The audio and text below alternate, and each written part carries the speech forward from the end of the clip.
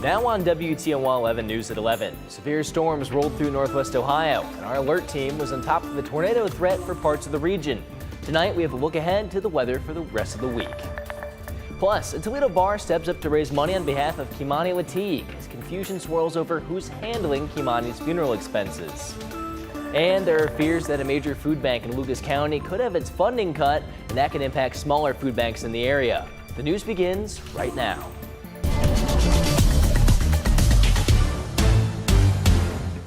As we come on the air on WTOL 11 News at 11, a lot of the outages in Toledo have been restored after severe weather rolled through Toledo earlier tonight. It looked like this: trees collapsed, dark streets, and power lines down. Our Skycam in downtown Toledo captured the storm as it moved in, a storm our alert team was updating you on minute by minute. Now let's hear from meteorologist John Birchfield. John, you were following this all afternoon. Is the worst of it behind us now? Yeah, we can rest easy tonight, Michael. No worries of additional thunderstorms or severe weather. So that is a bit of good news as you gear up for the new work week. We are tracking some additional light showers overnight tonight, but no worries of thunder or lightning, and we are all clear from the severe threat. Here's a loop of Doppler radar over the last several hours. A number of damage reports, including wind damage and some large hail right to the west of Toledo.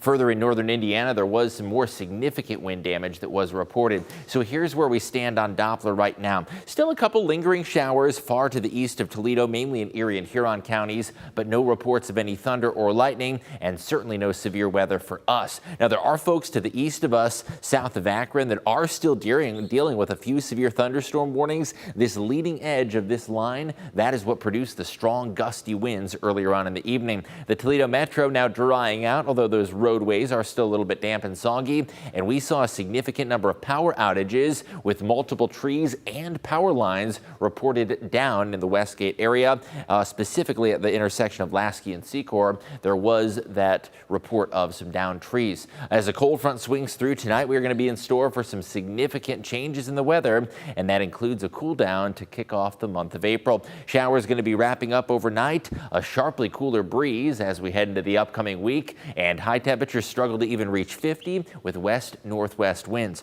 Now, our next storm system brings thunderstorms to the region Wednesday. I'm going to break down the hour-by-hour timeline on that coming up in just a bit. Michael? All right, John, thank you so much for your extended coverage. Toledoans are still processing the murder of a 13-year-old girl allegedly killed at the hands of her father. A local bar organized a fundraiser on her behalf, but a last-minute change has complicated things. Wheelin' on the Rocks in West Toledo announced they were hosting a fundraiser for Kimani Lateeg earlier this week. The proceeds were originally supposed to go to Brown Legacy Group, but plans changed on Saturday. We originally were doing a fundraiser to help with her funeral, but have been notified of a lot of different changes, so we just decided to change it up and donate it to something that helps domestic violence.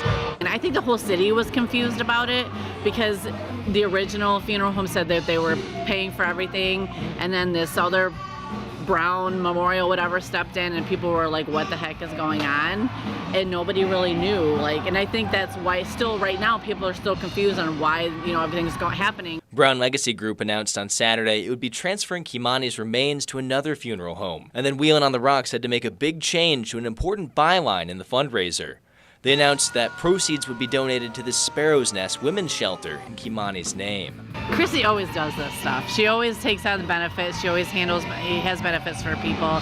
It's just what she does. She's a caring person. But with Chrissy the way she is, she still had to continue with what she was doing with her original plan. This time last week, Kimani was considered missing, and Toledo has rallied together with heartfelt tributes and condolences. It's tragic. Nobody should have ever ended that way. Nobody should have ever left this world that way. It is completely tragic. Even if there are now more questions to end the week than there were at the start. I just felt compelled to, respect this little baby. She was failed, and I'm here trying to support her. Every little 13-year-old girl needs someone to love them, and I could have loved her. Brown Legacy Group announced on Facebook it was giving the next funeral home the entirety of the $6,000 it raised for Kimani's funeral expenses. Now, we reached out to that funeral home, Dale Riggs in Central Toledo. They did not respond to our request for comment. To a crime alert. There have still been no arrests in yesterday's shooting in North Toledo. It happened Saturday morning on the 800 block of North Ontario. According to police, 35-year-old Kyrie Gray was shot and later died at the hospital. The Lucas County coroner says Gray had been shot in the right arm. If you can help police solve this homicide, call Crime Stoppers. An accused killer from Toledo is facing murder charges in Cleveland. Michael Bukowski is accused of abducting and killing Catherine Parisi in 1997. According to prosecutors, Bukowski had denied knowing the victim for over 30 years, but prosecutors say there's forensic evidence that now links Bukowski to the murder. He has a pretrial conference hearing set for tomorrow in a Cuyahoga County courtroom. And a former Rossford police chief facing criminal charges is back in court tomorrow. Glenn Goss Sr. faces 7 counts of unauthorized use of the law enforcement automated database system, which is a 5th-degree felony. The offenses date back to 2019, a year after Goss resigned from his position as chief of the Rossford Police Department. He'll face a judge in the Wood County Court of Common Pleas. Plus, an update from Columbia Gas after a gas outage in South Toledo. It happened near Glendale and Heatherdowns by Southburn Road, impacting nearly 1,000 customers. According to officials, power is being restored, which involves contractors going into homes to make sure everything is safe. The contractors then have to relight the pilots manually, and they have to do so going home to home. The U.S. Department of Agriculture has paused nearly $500 million in funding, the latest move by the Trump administration to make cuts to the federal government. The decision could significantly impact emergency food programs across the country, including right here in Toledo, such as at the Seagate Food Bank. Dominique O'Neill joins us in studio with more. So, Dom, you spoke to leaders at a local nonprofit that relies on the food bank. How significant of an impact are we talking here? Well, Michael, the food bank funds multiple organizations across the area, such as Mustard Seed in Point Place, which feeds about 300 people a month. The director, Aaron Kilborn, says with these cuts, they will have to rely on other resources for help. Mustard Seed Outreach Ministries relies on food shipments from Seagate, ordering once a month and receiving weekly extras to support its mission. Mustard Seed's director, Aaron Kilborn, says with such a large amount of funding shut off, they might need to look for other options. We will rely a lot more on the area churches and community donations. We already rely on them. They help us a lot. But if we get cut from Seagate, we'll have to ask for more donations from the community to get us through. Kilborn says with these cuts, it's critical that they're able to get the help they need to get through this time. I know Seagate needs the help too, but it will directly impact us. Sydney Bennett, who lives in the Point Place neighborhood and supports the Mustard Seed, says the surrounding community is needed to help. I think everybody's struggling a little bit right now, so I think the community is just going to have to come together and do what they can to help everybody out so we can all make it and be all right. Bennett says she's hopeful for the community support that it can help Mustard Seed through this. But hopefully people come together and, do what's right for everybody. Kilborn says she hopes Bennett is right because they'll need all hands on deck moving forward. We definitely need the community support. Just with the Point Place community and the area churches. The impact that Seagate has on us will directly affect, the 300 people that we serve a month. So we will need extra support to get us through this time. And Kilborn says Mustard Seed is working to find potential alternative funding and food sources to continue their mission. Reporting in studio, Dominique O'Neill, WTOL 11. There was a protest against Elon Musk and Doge in central Ohio this weekend. Our sister station WBNS picks up the action in the city of Easton. The streets around Easton's Tesla dealership flooded with protesters. Hundreds speaking out against Doge's sweeping federal job cuts. We want him out of our government and out of our lives. Like the world's richest man in the world, what is he doing? Come out here and express myself and my displeasure. I'm very unhappy with what's going on. According to Doge's website, the department claims recent job cuts have led to $130 billion in taxpayers' savings. A group of counter-protesters displayed their support for Elon Musk in the current administration. We put Donald Trump and Elon Musk and the Trump administration and his agenda into office, and now it's time to stand behind them and say, we are here for you, we support you, and we're willing to come out and show it. Just trying to show my support for what the country's trying to do at this point in time. I mean, they're trying to turn things around. As both sides exercised their First Amendment right, police monitored the scene to ensure public safety. Our goal is to let everybody's voices be heard, regardless of what your opinion may be. So if conflicts and tensions rise, sometimes that happens. People are very passionate about these things. We try to work with both of those parties to not let that escalate. Demonstrators on both sides emphasized the importance of peaceful protest. We want to make our voices heard, but we're not here to create problems. We're not here for violence. We're not here for any of that. You have to protest peacefully. As Tesla protests continue around the nation, President Donald Trump making it known that violent attacks are unacceptable. When I looked at those showrooms burning and those cars, not one or two, like 7, 8, 10 burning, exploding all over the place, these are terrorists. A popular retail chain is set to shutter all of its locations nationwide. Forever 21 announced a few weeks ago in a bankruptcy court filing it would close 10 locations in Ohio, including here at the Franklin Park Mall in West Toledo. At one point, Forever 21 had over 300 stores across the country.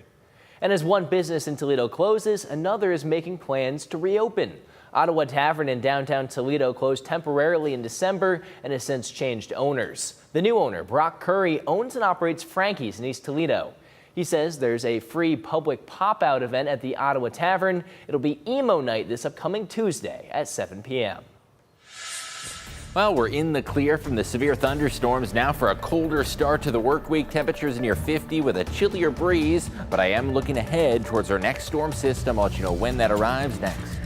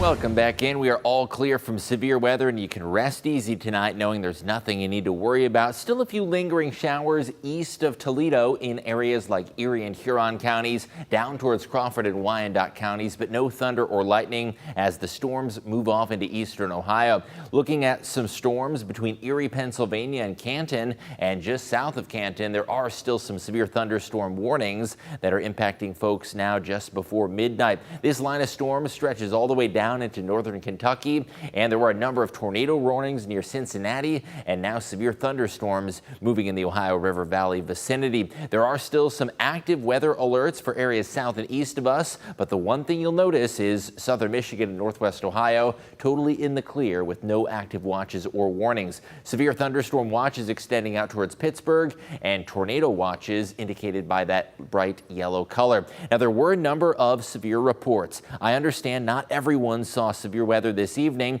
However, even the Toledo Metro did get some severe winds. There was some large hail reported in Williams and Defiance counties. Hailstones 0.8 of an inch in diameter, or about the size of a nickel, or a bit bigger than a nickel. And then in southern Michigan, we did see some wind damage reports in the vicinity of Hillsdale and Lenawee counties. As a cold front sweeps through tonight, we are going to feel a chillier breeze as those showers come to an end, and a big drop in temperatures is on tap. Still a few more hours of scattered showers, but the bigger story for tomorrow is the chill in the air that'll require an extra couple layers getting ready for work and school tomorrow morning. Monday brings a cooler breeze to the area. High temperatures are struggling to reach 50 degrees, and the sky is going to be mainly cloudy, but we at least do get a little bit of a break from the rainfall. Hour by hour forecast, still a little bit mild south and east of the Maumee River. However, north and west, it's going to be dropping to near 40 degrees in Hillsdale. As we fast forward the clock into your afternoon, a sharply cooler feel with west-northwest winds.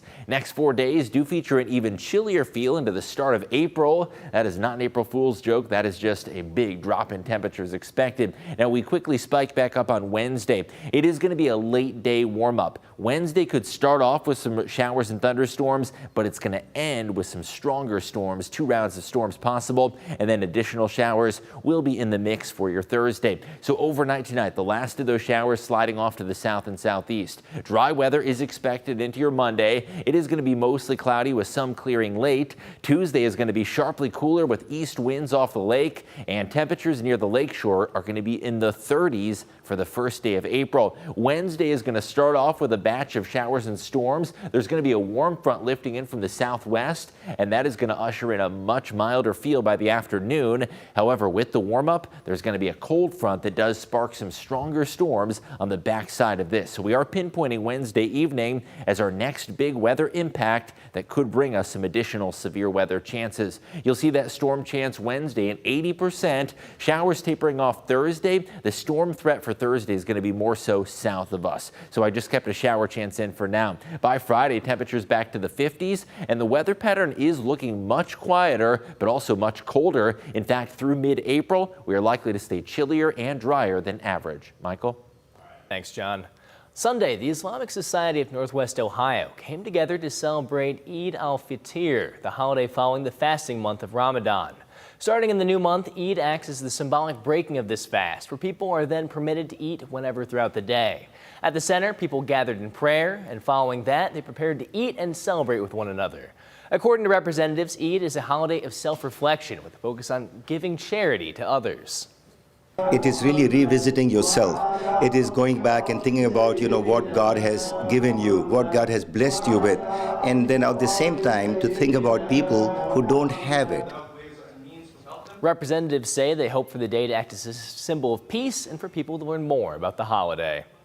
Artists with pieces in the Lucas County Developmental Disability Art Show had a chance to talk to passers-by about their art. The show ran at the Franklin Park Mall since Monday, and a representative from the mall says the art has attracted a lot of attention. Today, artists who made the pieces explained to anyone who asked about it and even sold a few of them to passers-by. This year's display featured nearly 80 pieces of art. One of our friends helped us in the art room, did my painting. I love doing art, all different kinds of art. This is the second year for the art show, and the mall hopes to continue to host art shows annually. Up next, an investigation into scammers who prey on the goodwill of another person, and all they have to do is let a stranger take their phone. We'll be right back.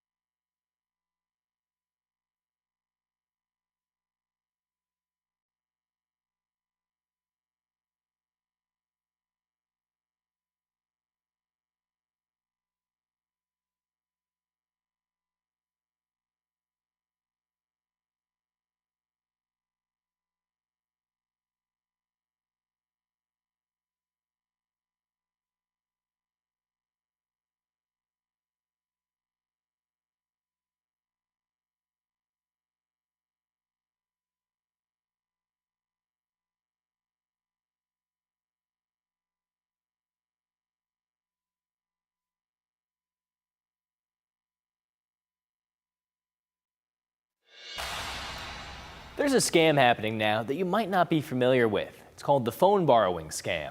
Someone asks to use your phone, and if you hand it over, unfortunate things happen as a result. Our sister station in Atlanta has this investigation. She thought she was doing the right thing. A guy came up to us and said that he had left his phone in an Uber, and he was like, "Can I borrow your phone? I need to, at least text or call my friends to come pick me up. I'm stranded." Chandler Rogers saw someone in need, but after loaning her phone, she later learned that need turned into a scam instead. So he's just over there texting, so I thought, and he went on to Venmo and transferred money from Venmo, and then he went on to Cash App. I went to go try to pay a bill and realized that everything was gone. Nearly $5,000 stolen from one account and around $2,000 swiped from another. Police from across the U.S., the American Bankers Association, even Microsoft, among those warning about ongoing phone borrowing scams.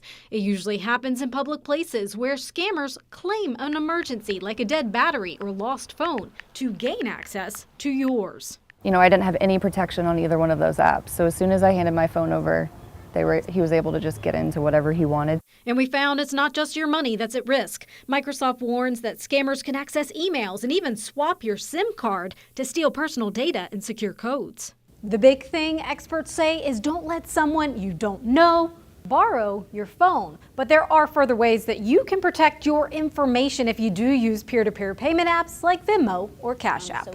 Taylor Hicks is with the Better Business Bureau. They can go in their settings and turn on the multi-factor authentication. They can set up a PIN code, but it is something to take into account because if you don't set up these layers of protection and you do fall victim to a scam such as this, it's really difficult to work with customer service and get your money back. Chandler did get money back from Venmo in her bank, but not Cash App. When we asked for specifics, a spokesperson cited customer privacy. Cash App also pointed us to its company policy on scams. 11 Alive News investigates found within that policy, customers may be eligible for reimbursement for confirmed imposter and deception scams reported within 60 days of the payment, within certain terms. Emails Chandler provided to us show Cash App saying, quote, based on the information available, it appears the funds were dispensed properly and no error occurred with this transaction. Chandler now more cautious about how she'd help a stranger in the future. And now I'm like, okay, maybe I would just stay with my phone and be like, who can I text for you? Who can I call? And just never hand your phone away. Liza Lucas, 11 Alive News investigates. A Michigan resident is dead after receiving a transplanted kidney here in Lucas County infected with rabies. This is according to the Toledo-Lucas County Health Department. A deputy coroner for Lucas County said the recipient received the kidney in December at the University of Toledo Medical Center. The health department says because the recipient was a Michigan resident, the case isn't classified as an Ohio human rabies case, and there's no risk to the public.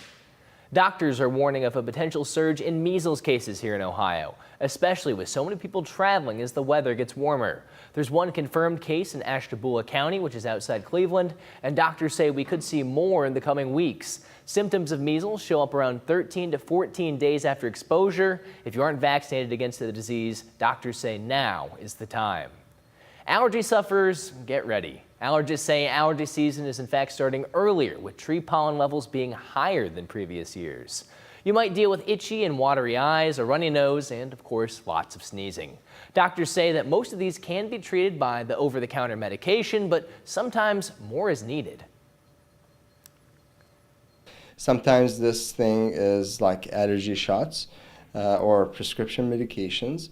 So allergy shots work by desensitizing your immune system. So basically like removing that sensitization from your immune system, and so that when you're exposed to it, your immune system is familiar with that pollen and doesn't react to it. Doctors say to help prevent being exposed to pollen, limit outside time when the pollen counts are high. Close your windows at night and wash clothes that are covered in pollen. What is up, you guys? This is Chase Bachman with your Sunday Sports Look Ahead. This week, we're looking at Toledo football. The Rockets' spring practices wrap up at the end of the week. The team lost 4 of its 5 captains from last year and will look to replace those guys for 2025. Last season, Toledo went 8-5 and finished the season with a wild 6 overtime win over Pittsburgh in the Game Above Sports Bowl. That's your look ahead to this week in sports. Be sure to follow WTOL 11 for all the latest in sports news around Northwest Ohio.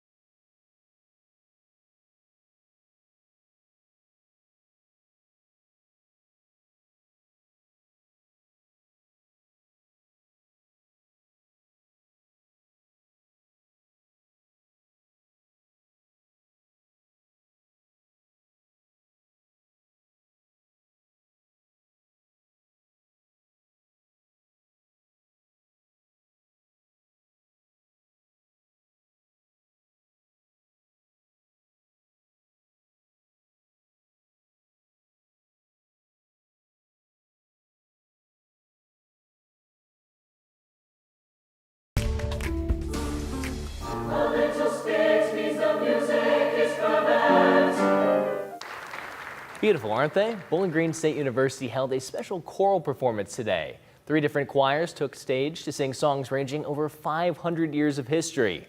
One of the groups performing today was the University Choir Society, which is members from both the student body and from the broader Northwest Ohio community. It's a neat dynamic to have students and community members in the same group because there's so much that the students can learn from the community members, and likewise that our community members learn from our music majors. The university has more choir performances coming up this week. Both the men's chorus and the Volare chorus will be performing on Friday. Very cool. Do you have any musical talents, Michael? I can sing in the shower. I would say that's about the extent of my talent. Definitely not choral level singing for sure. Well, what about you, John? Hold on, we're not going to slide away from that. We can't just skip to the weather after That's that. right. Well, definitely not singing. I was a competitive viola player growing up. Oh, okay. Yeah. Maybe we'll see you up there one of these days. I love classical music, but I love doing like pop renditions too. Like sometimes we play Star Wars or Lord of the Rings or some more modern soundtrack, but adapted to the string format. I really did not know this about this guy, so you really do learn something new all the time. Yeah. Well, I guess this is the transition to say the forecast will be music to your ears when you know that we are done with the storms for the night, but it is going to be chillier for the next 48 hours, back near 50 for Monday's highs. A little bit of sunshine for April 1st on Tuesday, but there is going to be a cooler east breeze, and And then we look ahead towards Wednesday with our next storm system. That could bring us some late day strong to borderline severe storms. So stay weather aware as we monitor that next big impact. Showers taper off Thursday, and overall it looks like after that we turn cooler but also quieter with lots of dry days, but also chilly days with highs only in the 40s. You know, I feel like this forecast is more of a minor tone instead of a major tone. I know, I want a major warm up. Oh, very nice. Look at this sky. All right, we'll see you again next weekend, everybody.